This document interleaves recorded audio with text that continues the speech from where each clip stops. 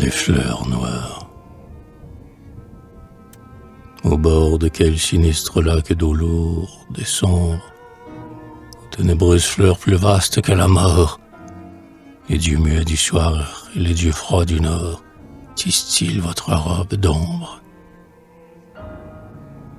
Vos abîmes de nuit dévorent le soleil, le jour est offensé par vos voiles de veuve, et vous avez puisé sans peur au morne fleuve, l'onde farouche du sommeil. Ô fleurs noires, le vent de l'aube vous balance, mais nul parfum d'amour ne s'exhale de vous. Cher, il vous versez dans les cœurs là et fous l'incantation du silence. La vie épand en vain ses perfides douceurs, le pourpre du printemps inutile flamboie, votre deuil rédempteur libère de la joie. Salut, impérieuse sœur. Je vous aime et je veux dormir. Soyez clémente. Je ne troublerai pas votre calme immortel. Et là-bas, j'oublierai, loin du jour et du ciel, la bouche rouge des amantes.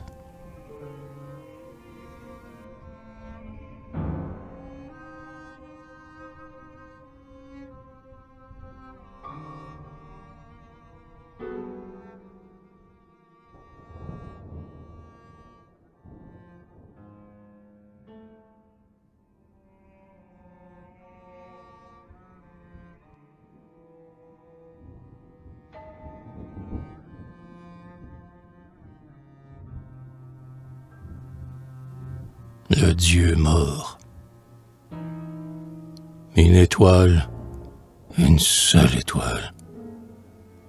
Ô funérailles royales, solitude où la gloire mourait sur un bûcher perdu derrière la forêt, à l'écart des drapeaux, du glaive et des batailles. Le héros s'en allait sans pourpre, enseveli, dans une soie éteinte et dans les tresses rousses des captives et des amantes. Lèvres douces et voraces, vous qui buviez le sang pâli. Vers quel baiser souriez-vous? Vers quelle fête sonne déjà l'appel de vos chants oubliés?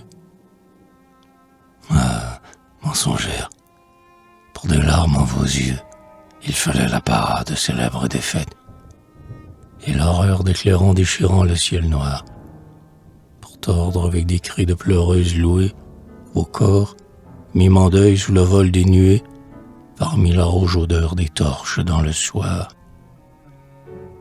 Mais nul regard viril n'a, du haut des murailles, avidement cueilli la fleur de vos bras nus. Vous avez fui. Le roi ne s'éveillera plus. Une étoile, une seule étoile. Ô funérailles.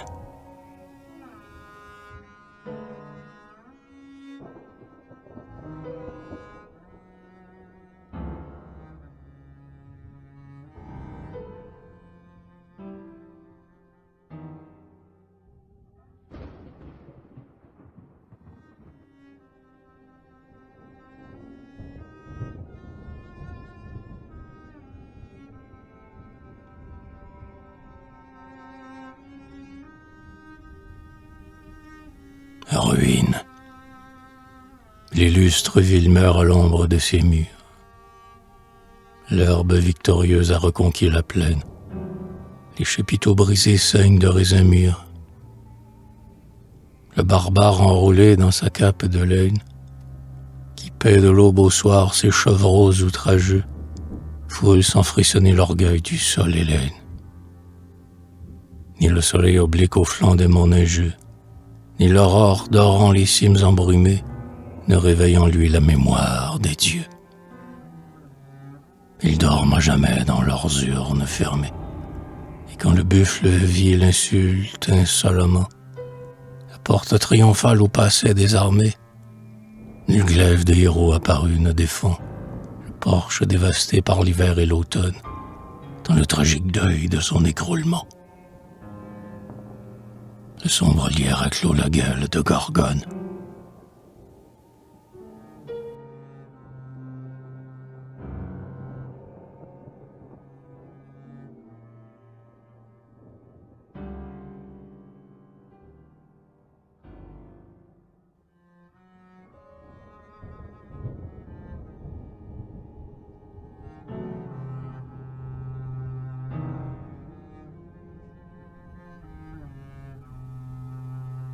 par la nuit d'automne.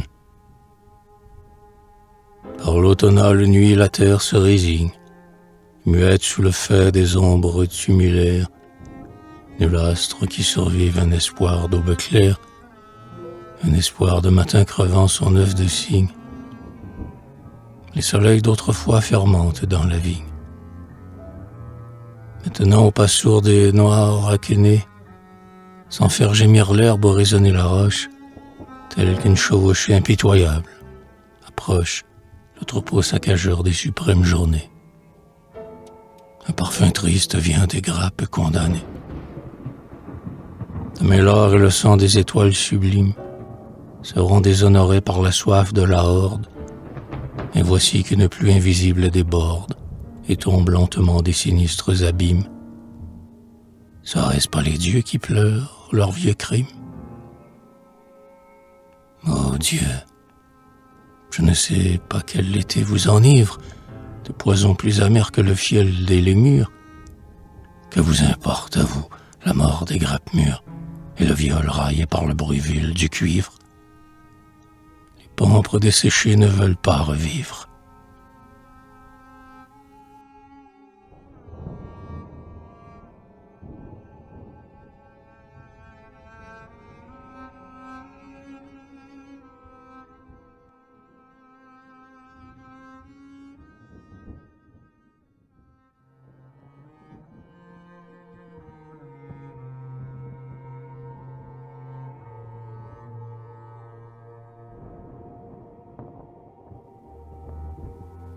Solitude.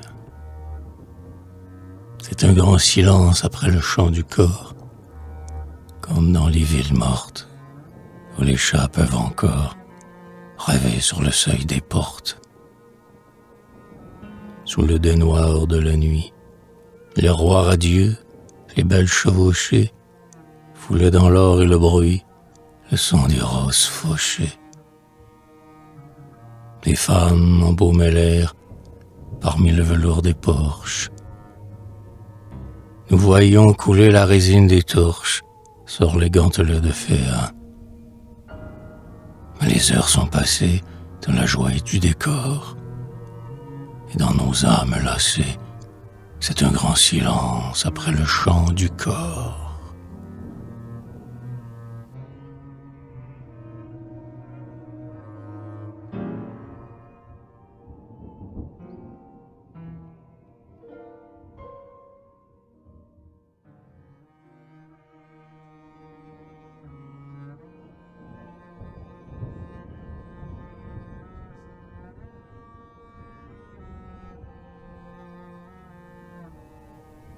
Paroles sur la terrasse. Des reines blanches inclinées aux balustrades d'améthyste pour fleurir la mort des journées et feuilles des glycines tristes. Fleurs plus brèves que les plus brèves, vingt tirs que le vent spolie, les noirs flots sans rive ni grève emportent leurs cendres pâlies.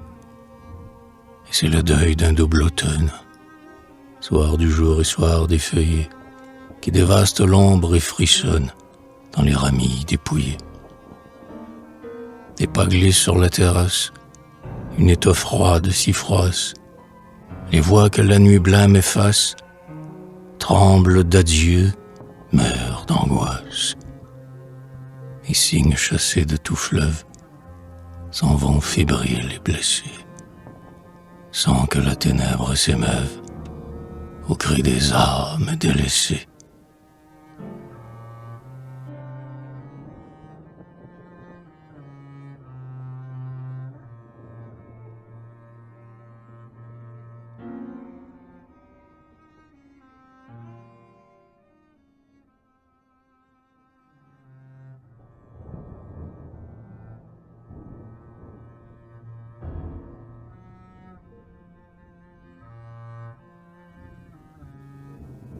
L'automne a dénudé les glèbes.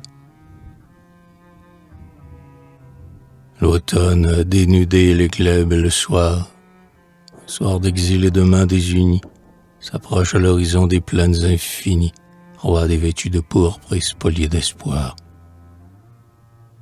Ô marcheur aux pieds nus est là qui vient t'asseoir, sans compagnon, parmi les landes défleuries, près des eaux mornes qu'elles-mêmes agonies alourdissent ton front vers ce triste miroir. Je le sais, tout se meurt dans ton âme d'automne.